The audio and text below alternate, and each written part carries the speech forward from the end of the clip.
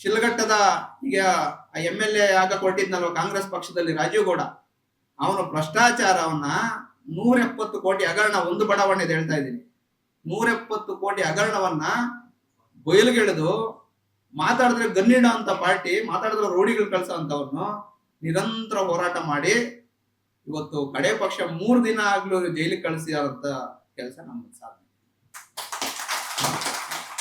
ಅವ್ರಿಗೆ ಯಾರು ಸಪೋರ್ಟ್ ಅಂದ್ರೆ ದೊಡ್ಡ ದೊಡ್ಡ ಮಿನಿಸ್ಟರ್ಗಳು, ಇವತ್ತಿನ ಮುಖ್ಯಮಂತ್ರಿಗಳು, ಇಂಥವರು ಸಪೋರ್ಟ್. ನಾವು ಮಾತಾಡಿದ್ದೇನೋ ನೋಡಪ್ಪ, ಕೆರೆ ಗೀಕಾತ ಮಾಡ್ಬಿಟ್ಟಿದ್ದಾನೆ, ಕೋಡಿನೇ ಆಗದೆ ಇರೋ ಜಾಗಕ್ಕೆ ದಾಖಲೆ ಮಾಡ್ಕೊಂಡ್ಬಿಟ್ಟಿದ್ದಾನೆ, ಬಡವರಿಗೆ ಒಂದೊಂದು ಬಡಾವಣೆಗೆ 100 ಕೋಟಿ ಅಂದ್ರೆ ಈಗ ಮಾಡಿರೋಂತ ಅವ್ಯವಹಾರ 1000 ಕೋಟಿಯಲ್ಲಿದೆ. ಪ್ರತಿ ದಿನ ಎಲ್ಲ ಕಚೇರಿಗಳಿಗೂ ಅಲ್ದು ಅಲ್ದು ಅಲ್ದು ಅಲ್ದು ಬೇಸತ್ತು ಬಿಟ್ಟೆ ನಾನು. ಯಾಕೆಂದ್ರೆ ಯಾವ ಒಬ್ಬ ಅಯೋಗ್ಯ ಅಧಿಕಾರಿ ಕೂಡ ಜನರಿಗೆ ಒಳ್ಳೇದು ಮಾಡ್ಬೇಕು ಅನ್ನೋ ಉದ್ದೇಶ ಇಲ್ಲ. ನೊಂದು ಬಿಟ್ಟಿದ್ದೀನಿ ನಾನು. ನಮ್ಮ ಜೀವನ ಹಾಳು ಮಾಡ್ಕೊಂಡ್ಬಿಟ್ಟಿದೀವಿ, ಸಂಘಟನೆ ಕಟ್ಟಿ ಉದ್ಧಾರ ಅಲ್ಲ ಆಗಿರೋದು. ಜನ ಇವತ್ತು ಮೆಚ್ಚಬಹುದು, ಹೇಳ್ಬೋದು, ಅದು ಈ ವ್ಯವಸ್ಥೆ ಬದಲಾಗಬೇಕು ಅಂತ ಹುಚ್ಚಿಡಿದೆಯಲ್ಲ ನಮ್ಗೆ, ಆ ಹುಚ್ಚು ಇವತ್ತು ಈ ಮಟ್ಟಕ್ಕೆ ಬಂದಿದೆ. ಮೇಡಮ್ ಅವ್ರು ಹೇಳಿದ್ರು, ಅವರು ಸ್ಪಷ್ಟೀಕರಣ ಕೊಡ್ಲಿಲ್ಲ. ಅಮೃತ ಗೌಡ ಅವ್ರ ಬಗ್ಗೆ ಒಂದು ಅಧಿಕಾರಿ. GR ಆರ್ಥೋಪೆಡಿಕ್ಸ್ ಕೋಲಾರ್ ಮೂಳೆ ಚಿಕಿತ್ಸಾ ಕೇಂದ್ರ ಅತ್ಯಾಧುನಿಕ ತಂತ್ರಜ್ಞಾನ ಬಳಸಿ ಎಲ್ಲ ಮೂಳೆ ಸಂಬಂಧಿ ಸಮಸ್ಯೆಗಳಿಗೆ ಪರಿಹಾರ. ಜಾಯಿಂಟ್ ರಿಪ್ಲೇಸ್ಮೆಂಟ್, ಸ್ಪೋರ್ಟ್ಸ್ ಸಂಬಂಧಿ ಸಮಸ್ಯೆಗಳು, ಮೂಳೆ ಮುರಿತ, ಸ್ಪೈನ್ ಶಸ್ತ್ರಚಿಕಿತ್ಸೆಗಾಗಿ ನುರಿತ ಮೂಳೆ ತಜ್ಞರನ್ನು ಸಂಪರ್ಕಿಸಲು 7022532255ಕ್ಕೆ ಹಿಂದೆ ಕರೆ ಮಾಡಿ. ಎಷ್ಟು ಕೇವಲವಾಗಿ ಮಾತಾಡಿದ್ರಲ್ವಾ ಪೌರಾಯುಕ್ತೆ, ಅವರಿಗೆ ಧೈರ್ಯ ತುಂಬಿ ನಾವು ನಮ್ಮ ಸಂಘಟನೆ ಕಡೆಯಿಂದ ಶಿಲ್ಘಟ್ಟದಲ್ಲಿ ಹೋಗಿ ನಮ್ಮ ಹೆಣ್ಣುಮಗುಗೆ ಯಾವ ರೀತಿ ಅರ್ಶಿನ ಕುಂಕುಮ ಕೊಡಬೇಕು ಆ ರೀತಿ ಅರ್ಶಿನ ಕುಂಕುಮ ಕೊಟ್ಟು ಇಂಥ ಸಾವಿರಾರು ಹೋರಾಟಗಳು ಮಾಡಿದ್ದೀವಿ, 1-2 ಅಲ್ಲ. ಇವತ್ತು ಕಸಮುಕ್ತ ಏನೋ ಒಂದು ಕರ್ನಾಟಕ ಮಾಡಬೇಕು ಅಂತ ಹೊರಟಿರೋಂಥದ್ದು ಇದು ಇವತ್ತು 54ನೇ ದಿನದಿಂದ ನಾವು ಮಾಡಿರೋದು 1-2 ಹೋರಾಟ ಅಲ್ಲ. ಇವತ್ತು ವಿಶ್ವೇಶ್ವರಯ್ಯ ಸಮಾಧಿ ಹತ್ರ ಹೋಗಿ ಅಲ್ಲಿ ಆ ವ್ಯವಸ್ಥೆ ನೋಡಿ, ವಿಶ್ವೇಶ್ವರಯ್ಯ ಅವರೇನು ಕನ್ನಡದವರಲ್ಲ, ವಿಶ್ವೇಶ್ವರಯ್ಯ ಮೋಕ್ಷಗೊಂಡಮ್ಮಲ್ಲಿ ಆಂಧ್ರದಿಂದ ಬಂದಂಥವ್ರು. ಆದ್ರೆ ಅವರ ಸಾಧನೆ ಇದೆಯಲ್ಲ, ಆ ಸಾಧನೆ ಬಗ್ಗೆ ಸರ್ಕಾರ ಗಮನಿಸಿಲ್ಲ. ಆವತ್ತಲ್ಲಿ ಒಂದು ವಿಡಿಯೋ ಮಾಡ್ತೀನಿ, ಇಲ್ಲಿನ ವ್ಯವಸ್ಥೆ ಹಿಂಗಾಗಿದೆ ಅಂತ. ಕಡೆ ಪಕ್ಷ ಅವ್ರನ್ನ ಗುರ್ಸುವಂಥದ್ದಾಗ್ಬೇಕು. ಅವರು ಜನ್ಮಸ್ಥಳದಲ್ಲೇ ಗುರ್ಸ್ಲಿಲ್ಲ ಅಂದ್ರೆ ಹೇಗೆ ಅಂತೇಳಿ ಒಂದು ವಿಡಿಯೋ ಮಾಡಿ ಒಂದಷ್ಟು ಬೇಡಿಕೆಗಳಿಟ್ಟಾಗ ಅಲ್ಲಿರುವಂತ ಒಂದು ಮೆಡಿಕಲ್ ಕಾಲೇಜ್ಗೆ ಆ ಹೆಸರನ್ನು ತಂದುಕೊಟ್ಟಂತ ಕೀರ್ತಿ ಕರವೇ ಸಿಂಹಸ ಇದೆ.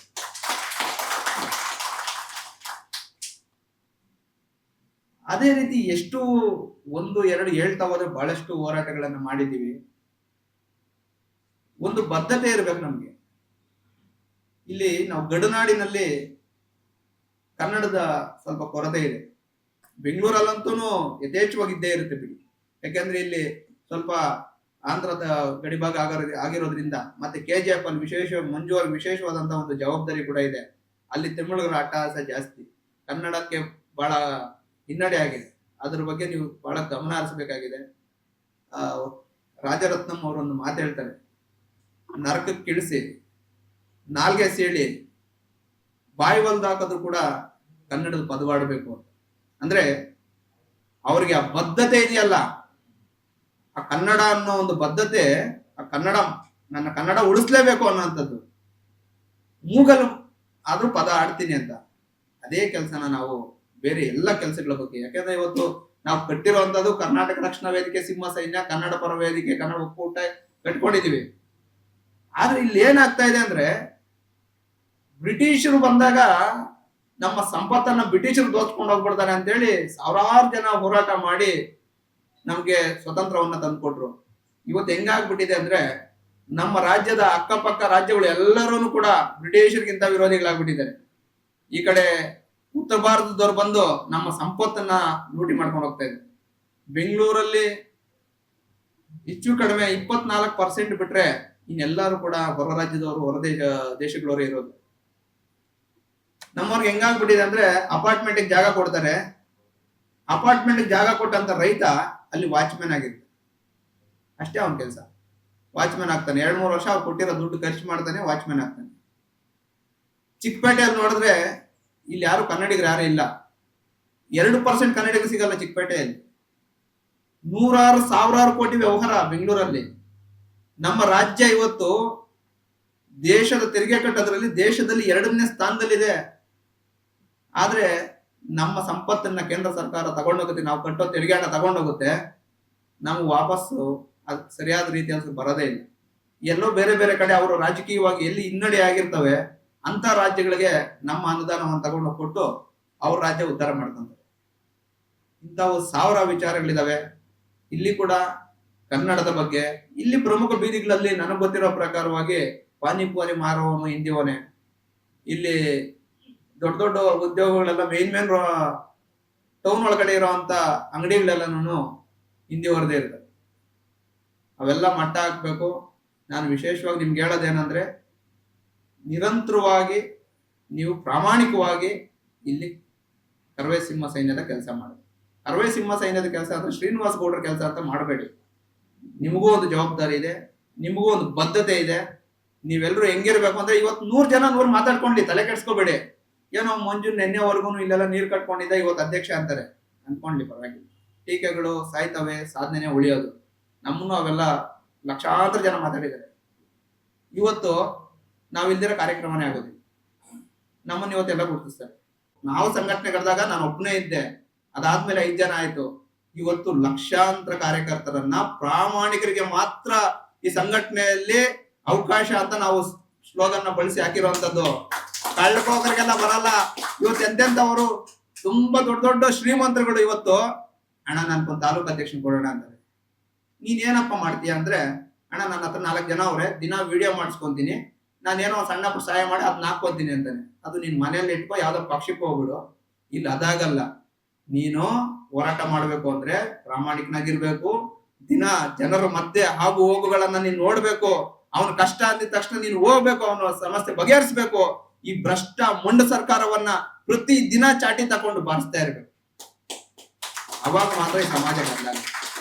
ಬಹಳಷ್ಟು ಜನ ಇವತ್ತು ಹೇಳ್ತಾರೆ, ನೀವೇನೋ ದೊಡ್ಡದಾಗಿ ಭ್ರಷ್ಟಾಚಾರ ಮುಕ್ತ, ಕಸ ಮುಕ್ತ, ಲಂಚ ಮುಕ್ತ ಕರ್ನಾಟಕ ಮಾಡಿ ಕೊಟ್ಟಿದ್ದೀರಿ, ಇದು ನಿಮ್ ಹುಚ್ಚುರಿ ಅಂತಾರೆ. ಹೌದು, ಹುಚ್ಚಿಡಿದಿರಿ, ಹುಚ್ಚಿಡ್ದಿದೆ. ಇವತ್ತು ಯಾರು ಮಂದವಾಗಿ ದಪ್ಪ ಚರ್ಮದವರೆಲ್ಲ ವಿಧಾನಸೌಧದಲ್ಲಿ ಕೂತಿದ್ದಾರೆ, ಅವ್ರಿಗೆಲ್ಲ ಹುಚ್ಚಿಡಿಸಿ ಇವತ್ತು ವಿಧಾನಸೌಧದಲ್ಲಿ ನಮ್ಮ ಬಗ್ಗೆ ಮಾತಾಡುವಂತ ಮಟ್ಟಕ್ಕೆ ಹುಚ್ಚಿಡಿಸಿದ್ದೀನಲ್ಲ, ಆ ಹುಚ್ಚು ನನಗೆ ಎಲ್ಲ ಹೇಳಿದ್ರು ನಮ್ಮ ಕಾರ್ಯಕರ್ತರು. ಯಾಕಂದ್ರೆ ಕಣ್ಣು ಮುಂದೆ ನೋಡಿರೋಂಥದ್ದು, ದಿನ ನಮ್ಮ ಬಗ್ಗೆ ಗೊತ್ತಿರೋಂಥದ್ದು, ವರ್ಷಾನುಗಟ್ಟಲೆಯಿಂದ ಅವ್ರು ಮಾತಾಡ್ತಿದ್ದಾರೆ. ಇವತ್ತು ಒಬ್ಬ ಸಾಧಾರಣ ವ್ಯಕ್ತಿ, ಒಬ್ಬ ಆಟೋ ಚಾಲಕ, ಒಬ್ಬ ರೈತ, ಒಬ್ಬ ಕಾರ್ಮಿಕ ಇವತ್ತು ವಿಧಾನಸೌಧದ ಮಟ್ಟಕ್ಕೆ ನಮ್ಮ ಬಗ್ಗೆ ನಾವು ಮಾಡ್ತಾ ಇರೋ ಕೆಲಸ ಮಾತಾಡ್ತಿದ್ದಾರೆ ಅಂದ್ರೆ, ಇದು ನಿಮ್ಮಲ್ಲಿ ಯಾಕಾಗೋದಿಲ್ಲ? ನನಗೂ ನಿಮ್ಗಿರುವಂತ ವ್ಯತ್ಯಾಸ ಏನಿದೆ? ನನ್ನಲ್ಲೂ ಅದೇ ರಕ್ತ ಇದೆ, ನನ್ನಲ್ಲೂ ಅದೇ ಬುದ್ಧಿ ಇದೆ, ನನಗೂ ಅದೇ ಅಂಗಾಂಗಗಳಿದಾವೆ. ಮಾತಾಡಿ, ಆ ಧೈರ್ಯ ಕೊಡಕ್ಕೆ ನಾವು ರೆಡಿ ಇದ್ದೀವಿ. ಇವತ್ತು ವಿಪರ್ಯಾಸ ಏನ್ ಗೊತ್ತಾ? ಇಷ್ಟು ಕೆಲಸ ಮಾಡ್ತಾ ಇದೀವಿ, ದಿನ ಪತ್ರಿಕೆಗಳಲ್ಲಿ ಬರ್ತಾ ಇದೆ, ದಿನ ಲಕ್ಷಾಂತರ ಜನ ನಮ್ಮ ಮಾಡೋ ಕೆಲಸ ನೋಡ್ತಾ ಇದ್ದಾರೆ, ಬೆಂಬಲಿಸ್ತಾ ಇದ್ದಾರೆ. ದೇಶ ಬಿಟ್ಟು ಹೊರದೇಶದವರೆಗೂನು, ಇವತ್ತು ಲಂಡನ್, ಅಮೆರಿಕ, ಎಲ್ಲೆಲ್ಲಿಂದ ಫೋನ್ ಮಾಡಿ ತುಂಬಾ ಒಳ್ಳೆ ಕೆಲಸ ಮಾಡ್ತಿದ್ದಾರೆ ಅಂತ ಹೇಳ್ತಿದ್ದಾರೆ. ಆದ್ರೆ ನಮ್ಮ ಅಯೋಗ್ಯ ರಾಜಕಾರಣಿಗಳಿದಾರಲ್ಲ, ಅವ್ರಿಗೆ ಮಾತ್ರ ಬಹಳ ಬೇಜಾರು, ಭಯ ಬಂದ್ಬಿಟ್ಟಿದೆ. ಏನೋ ಮಾಡಂಗ ಅವನೇ, ಪ್ರತಿ ದಿನಾನು 4-5 ಗಂಟೆ ಇವನು ಕ್ಷೇತ್ರ ಸುತ್ತಾ ಇದ್ದಾನೆ, ಯಾವ ಕೆಲಸನೂ ಹಿಡಿದ್ರು ಬಿಡೋದೇ ಇಲ್ಲ. ಏನ್ ಮಾಡೋದು ಇವನ್ಗೆ? ಯಾವ ರೀತಿ ಮಟ್ಟ ಹಾಕ್ಬೋದು? ಇವಂದ್ ಏನಾದ್ರೂ ಯಾರನ್ನ ಹುಡುಗಿ ಜೊತೆ ಏನಾದ್ರು ಇರ್ತಾನ? ಏನಾದ್ರೂ ಭ್ರಷ್ಟಾಚಾರದಲ್ಲಿ ದುಡ್ಗಿಟ್ ಮಾಡಿದಾನ? ಇವನ್ ಯಾವ ಮಟ್ಟದಲ್ಲಿ ಮಟ್ಟ ಹಾಕ್ಬೋದು? ಇಲ್ಲ ಯಾರೋ 4 ಜನ ರೋಡಿಗಳನ್ನ ಕಳಿಸ್ಬಿಟ್ಟು ಎಚ್ಬಿಡಲ್ವಾ? ಈ ತರ ಪ್ಲಾನ್ ನಡೀತೆ. ಇದು ಸತ್ಯ. ಯಾಕೆಂದ್ರೆ ಕೈಲಾಗದವನ ಕೊನೆಯ ಅಸ್ತ್ರ ಏನಂದ್ರೆ ಅಪಪ್ರಚಾರ. ಆದ್ರೆ ಅದ್ಯಾವುದು ನಮ್ಮ ಹತ್ರ ನಡೆಯಕ್ಕಿಲ್ಲ. ಇದು ಇವತ್ತಿಂದ ನಡೆದಿಲ್ಲ. ಇವತ್ತು ತಾವೆಲ್ಲ ತಿಳ್ಕೋಬೇಕು. 2018-19 ಇವತ್ತುವರೆಗೂ ಇಲ್ಲ, ಮನೆಯಲ್ಲಿ ವಿರೋಧ, ಹೆಂಡತಿ ವಿರೋಧ, ಮಕ್ಕಳು ವಿರೋಧ, ಅಕ್ಕಪಕ್ಕ ಇರೋ ಎಲ್ಲರೂ ವಿರೋಧನೆ ಮಾಡೋದು. ನೀವು ಒಳ್ಳೆ ಕೆಲಸ ಮಾಡುವಾಗ ಯಾರು ಮುಂದಕ್ಕೆ ಬರಲ್ಲ. ಇನ್ನೊಂದೇನಂದ್ರೆ, ಒಂದು ರಾಜಕೀಯ ಪಕ್ಷಕ್ಕೆ ಸೇರ್ಪಡೆ ಆಗ್ಬೇಕಾದ್ರೆ ಅವನೇನೋ 500 ರೂಪಾಯಿ ಕಾಸು, 500-1000 ಕೊಡ್ತಾನೆ, ಮಧ್ಯಾಹ್ನ ಒಂದು ಬಿರಿಯಾನಿ ಕೊಡ್ತಾನೆ, ಸಾಯಂಕಾಲ ಒಂದು ಬಾಟಲ್ ಕೊಡ್ತಾನೆ. ಅವ್ರಿಗೆ 1000 ಜನ ಹೋಗ್ತಾರೆ. ಅದು ಏನಿದೆಯೋ ಅದ್ರಲ್ಲಿ ಗೊತ್ತಿಲ್ಲ. ಆದ್ರೆ ಕನ್ನಡದ ಕೆಲಸ ಮಾಡ್ಬೇಕು, ಹೋರಾಟಗಾರ ಆಗ್ಬೇಕು ಅಂತ ಬರೋದಿದೆಯಲ್ಲ, ಇದು ಬಹಳ ವಿಶೇಷವಾಗಿ ಇರೋದ್ರಲ್ಲಿ ವಿಶೇಷವಾಗಿರುವಂತವರೇ ಬರೋದು. ಯಾರಿಗೆ ನಾನು ಬೆಳಿಬೇಕು, ನಾನು ಸ್ವತಂತ್ರವಾಗಿ ಬೆಳಿಬೇಕು, ನಾನು ಯಾರಿಗೂ ಗುಲಾಮ ಆಗೋದಿಲ್ಲ ಅನ್ನೋ ಮನಸ್ಥಿತಿ ಯಾರಿಗಿರುತ್ತೆ ಅವ್ರು ಮಾತ್ರನೇ ಹೋರಾಟಗಾರ ಆಗುತ್ತೆ. ಯಾವನೇನಾದ್ರೂ ಅಂದ್ಕೊಳ್ಳಿ, ನನಗೆ ಬಹಳ ಹೆಮ್ಮೆ ಇದೆ, ಇವತ್ತು ನಾನು ಹಣ ಸಂಪಾದನೆ ಮಾಡೋದ್ರಲ್ಲಿ ವಿಫಲ ಆಗಿರ್ಬೋದು, ಆದ್ರೆ ಈ ರಾಜ್ಯದಲ್ಲಿ ಆಗುವಂತ ಅನ್ಯಾಯಗಳ ವಿರುದ್ಧ ಹೋರಾಟ ಮಾಡಿದಾಗ ಆ ಅನ್ಯಾಯಕ್ಕೊಳಗಾಗಿರುವಂತವ್ರ ಮುಖದಲ್ಲಿ ಕಾಣುವಂತ ಸಂತೋಷದಿಂದ ನನಗೆ ಬಹಳ ಹೆಮ್ಮೆ ಇದೆ. ನಾನು ಸಾಯೋವರೆಗೂ ಕೂಡ ಪ್ರಾಮಾಣಿಕವಾಗಿ ಕೆಲಸ ಮಾಡ್ತೀನಿ. ನೀವು ಕೂಡ ಅದೇ ಹಾದಿಯಲ್ಲಿ ಇವತ್ತು ನನಗೆ ವಿಶೇಷವಾಗಿ ಎಲ್ಲ ನಮ್ಮ ಕಾರ್ಯಕರ್ತರಿಗೆ, ಇಡೀ ರಾಜ್ಯದಲ್ಲಿರುವಂತ ಎಲ್ಲ ಕಾರ್ಯಕರ್ತರಿಗೆ ಈ ಮೂಲಕ ನಾನು ಹೇಳೋಕೆ ಇಷ್ಟಪಡ್ತೇನೆ, ನನ್ನ ಭಾಗ್ಯ, ಆ ಭಗವಂತನ ಅನುಗ್ರಹ, ಇವತ್ತು ನನ್ನ ಜೊತೆ ಇರೋರೆಲ್ಲರೂ ಕೂಡ ಪ್ರಾಮಾಣಿಕರಾಗಿದ್ದಾರೆ. ಇಲ್ಲಿವರೆಗೂ 8-10 ವರ್ಷ ಸಂಘಟನೆ ನಾವು ಬೇರೆ ಕಟ್ಟಿ, ಅಂದ್ರೆ ನಾವು ಹೋರಾಟ ಮಾಡಿರೋದು 20, 22, 23 ವರ್ಷ ನಮ್ಮ ಅನುಭವ. ಆದ್ರೆ ಇಷ್ಟು ವರ್ಷಗಳಲ್ಲಿ ಎಲ್ಲಿ ಕೂಡ ನಿಮ್ಮ ಕಾರ್ಯಕರ್ತ ನನ್ನ ಹತ್ರ ಕೈ ಚಾಚಿದ್ದಾನೆ, ನನಗೊಂದು ಧಮಕಿ ಹಾಕಿದ್ದಾನೆ ಅನ್ನೋ ಮಾತನ್ನ ತಗೊಂಬಂದ್ ಕೊಟ್ಟಿಲ್ಲ. ಅದಕ್ಕೆ ನೀವು ಪೇಜ್ಗಳಲ್ಲಿ ಹೋಗಿ ನೋಡ್ಬೋದು, ಒಬ್ಬ ಕೂಡ ನಮ್ಮ ಬಗ್ಗೆ ಕೆಟ್ಟದಾಗ ಮಾತಾಡಲ್ಲ. ಅವನೇನಾದ್ರೂ ಕೆಟ್ಟದಾಗ ಮಾತಾಡಿದಾನೆ ಅಂದ್ರೆ ಒಂದೇ ಹೇಳ್ಬೇಕಾಗಿರೋದು, ನಮ್ಮ ಬಗ್ಗೆ ತಿಳ್ಕೊಂಡ್ ಬಂದು ಮಾತಾಡಪ್ಪ ನೀನು, ಇಲ್ಲ ನಿನ್ನ ಸಾಧನೆ ಏನು ಅಂತ ಹೇಳ್ಬೇಕು. ಇದು ನಮ್ಮ ಬಗ್ಗೆ ಯಾವ ಸಂಘ ಸಂಸ್ಥೆಗಳು ಬಗ್ಗೆ ಮಾತಾಡಲ್ಲ, ನಮ್ಮ ಬಗ್ಗೆ ಯಾವ ರಾಜಕಾರಣಿಗಳು ಮಾತಾಡಲ್ಲ. ಲಕ್ಷಾಂತರ ರೂಪಾಯಿ ಲಂಚ ತಗೊಂಡು ನಮ್ಮನ್ನ ಬುಕ್ ಮಾಡಿ ಜೈಲ್ ಕಳಿಸ್ಬೇಕು ಅಂತ ನೋಡಿದವ್ರು ಕೂಡ ಇವತ್ತೇನು ಮಾಡ್ಕೊಳ್ಬೇಕಾಗ. ನೀವು ಪ್ರಾಮಾಣಿಕರಾಗಿದ್ದಾಗ ಯಾವ ಅಧಿಕಾರಿಗೂ ಭಯ ಪಡಬೇಡಿ. ಇಲ್ಲೆಲ್ರಿಗೂ ಗೊತ್ತಿದೆ, ಎಲ್ಲಾ ಕಡೆ ಅನ್ಯಾಯ ನಡೀತಾ ಇದೆ.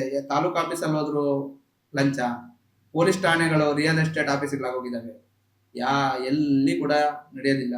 ವಿಶೇಷವಾಗಿ ಇವತ್ತು ಈ ಸಮಾಜ ತಿದ್ದಬೇಕಾದ್ರೆ ಮಾಧ್ಯಮದ್ದು ಬಹಳ ಒಂದು ದೊಡ್ಡ ಪಾತ್ರ ಇದೆ. ಅವರು ಸಹಕಾರ ಖಂಡಿತವಾಗ್ಲೂ ಬೇಕಾಗಿದೆ. ಕರವೇ ಸಿಂಹ ಸೇನೆಗೆ ಧನ್ಯವಾದಗಳು ಸರ್, ತಮಗೂ ಕೂಡ. ಹಾಗಾಗಿ ಅನೇಕ ವಿಚಾರ, ನೀವು ದಿನದ 24 ಗಂಟೆಯಲ್ಲಿ ಯಾವಾಗ ಫೋನ್ ಮಾಡಿದ್ರು ಕೂಡ ನಿಮ್ಮ ಸಮಸ್ಯೆಗಳಿಗೆ ಸ್ಪಂದಿಸ್ತೀನಿ. ತಾವೆಲ್ಲರೂ ದೊಡ್ಡ ಮಟ್ಟದಲ್ಲಿ ಸಂಘಟನೆಯನ್ನು ಬಲಪಡಿಸಿ. ನಮ್ಗೆ ಎಷ್ಟು ಜನ ಇದ್ದಾರೆ ಅನ್ನೋದಕ್ಕಿಂತ ಒಂದು ತಾಲೂಕಲ್ಲಿ 5 ಜನ ಇದ್ರೆ ಸಾಕು, ಇಡೀ ತಾಲೂಕನ್ನ ತಿದ್ದುವಂತ ಕೆಲಸ ನಾನು ಮಾಡ್ತೀನಿ. ಈ ಒಂದು 5 ವರ್ಷ ನೀವು ಪ್ರಾಮಾಣಿಕವಾಗಿ ಕೆಲಸ ಮಾಡಿದ್ದಾದ್ರೆ ಮುಂದೆ ಏನು ಮಾಡಬೇಕು, ಏನಾಗುತ್ತೆ ಅನ್ನೋದು ಜನನೂ ನೋಡ್ತಾರೆ, ತಾವು ನೋಡ್ತೀರಿ. ಯಾರು ಆಗಲ್ಲ ಅಂತಾರೆ ಅವ್ರ ಬಗ್ಗೆ ತಲೆ ಕೆಡಿಸ್ಕೋಬೇಡಿ, ನೆಗೆಟಿವ್ ಮಾತಾಡೋರ ಬಗ್ಗೆ ತಲೆ ಕೆಡಿಸ್ಕೋಬೇಡಿ. ನಿಮ್ಮ ಕೆಲಸ, ನಿಮ್ಮ ಗುರಿ, ನಿಮ್ಮ ಬದ್ಧತೆ, ಅದ್ರ ಬಗ್ಗೆ ಫೋಕಸ್ ಮಾಡಿ.